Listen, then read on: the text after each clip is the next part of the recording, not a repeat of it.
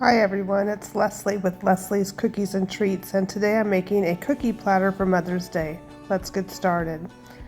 Start by outlining a heart-shaped cookie with a looser flood icing around a 10 to 12 second consistency because we're going to be doing a wet on wet technique.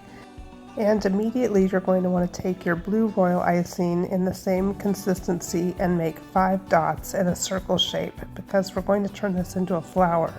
Grab your scribe or your toothpick and drag the circles towards the center. Wipe off your scribe after each drag so that you don't drag white icing where you don't want it to go.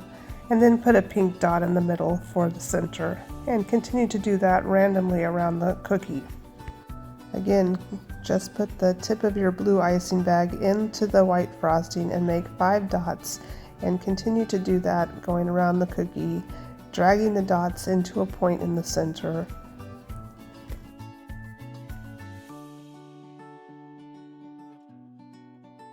Then do the same thing with the pink icing to make a dot in the center of each blue flower. And then I added some tiny little pink dots randomly throughout the white icing. If there are any places that the pink dots do not settle into the icing, just take your scribe and jiggle it a little bit to settle it down. And if you stick your hand into the icing like I just did, you can also settle that back down with your scribe. Let the cookie dry for about 10 to 20 minutes and then you can go back and make the stitches with the pink icing. Just make little stitches. If you get any peaks when you lift off with the icing, you can settle those down with the scribe. But one way to get them so that you don't have a little bump at the start and at the end is to start squeezing before you touch your icing down and then stop squeezing before you touch your icing back down on the other end. Now put this cookie aside to dry completely, and let's get started on the flower cookie. Outline the flower cookie with blue royal icing in about a 10 to 12 second consistency, and then fill it in with a flood. When I'm flooding with a thinner icing, I'll fill in the middle and then I'll stop squeezing when I get to the edges and kind of use my bag to drag the icing to the edge.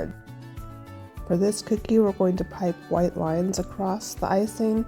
So take your bag and cut a very tiny hole in it and pipe straight lines across the cookie. If you have any overhang on either side or any bumps, you can settle them down with a scribe or with a paintbrush. Let the cookie dry for at least 20 minutes and then go back and pipe a big circle in the middle with a slightly darker shade of blue icing. This icing is a little stiffer, about a 20-second consistency. And then go ahead and make your stitches around the outside edge of the flower.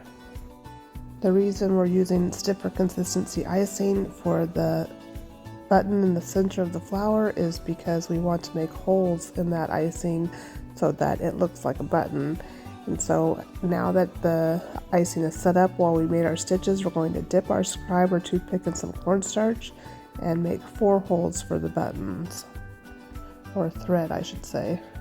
Don't worry if there's any cornstarch that stays on top of your cookie. Once the cookie fully dries, we can brush that away. I let my cookie dry probably overnight, but you need to let it dry for probably a few hours and then you can brush it away. Pipe a ring around your button and add the stitches. Now moving on to the last cookie in our set, use your white icing and pipe a wavy line around the edge of your cookie. Then take a flat brush and dip it in water and wipe off the water on a paper towel almost completely so it's just barely damp, and then grab just a little bit of that icing all the way around the cookie and drag it in. We want it to kind of look like a lacy effect. Again, just grabbing a little bit of the white icing and dragging it in. If you grab too much, you can always repipe your wavy line around the outside. If you didn't grab enough, you can go back around and grab a little bit more. Then grab your pink icing and try to pipe a circle around in the middle and fill that in with the icing. If your circle is not very circular, you can kind of fix that while you're filling it in with the flood icing. Let this cookie dry completely, at least 6 hours or overnight. Now I'm just going to freehand the words onto the cookie. If you want it to be more perfect, you might want to transfer the words with projector or tracing paper, but I made some scratch marks where the center of the cookie is for each row of text, and now I'm using stitching to pipe the word "so" onto the cookie. Then I'm just going to use some gel color, thin down with the color solution, and paint on the rest of the words. You can see I made a big blob where I didn't want to, and I just used a very damp brush and wiped that away and started again.